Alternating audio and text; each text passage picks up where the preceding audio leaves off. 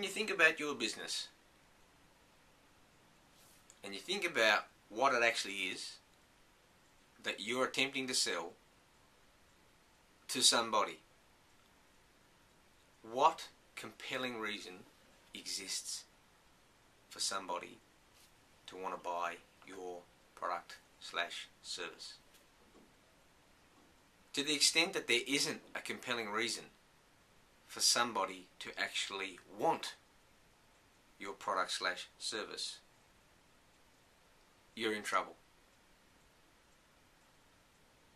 You have to be able to work through how are you going to manufacture it, or at least yourself understand what is that compelling reason.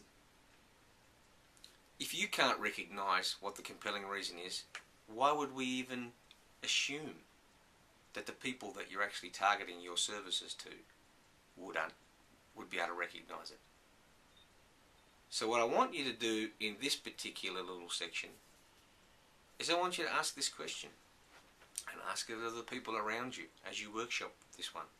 What compelling reason exists for someone to want to buy your product/service? Now let me give you a hint. Almost everything in life can be reduced, that's bought and sold, can be reduced to some form of compelling reason. Otherwise these things wouldn't sell. We just don't buy things for the sake of not ever needing them. But typically, when we want to succeed, especially when we're dealing with services, we have to be able to communicate a message which is tied in tightly to a compelling reason. There are three things which will determine the extent to which you have a compelling reason. We call them the FUD factors. They're developed by a friend of mine, Tom McCaskill. To what extent is there fear associated with your prospect not taking on your product or service? To what extent is there uncertainty which can be reduced as a result of somebody taking on your product or service? To what extent do they have doubts about their ability that you can overcome, help them to overcome? So I want you to think about the people that you actually are targeting your services at. I want you to think about the extent to which they may experience fear.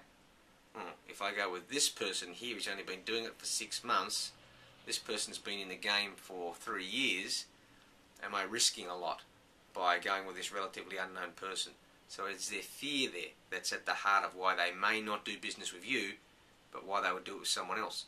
Have you been operating for 5 years? Can you use your reputation and understanding of the industry as a key selling issue? To what extent is there uncertainty? Are there multiple ways in which we can approach this process of coaching? Are there a range of different ways in which we can actually get out there and help people?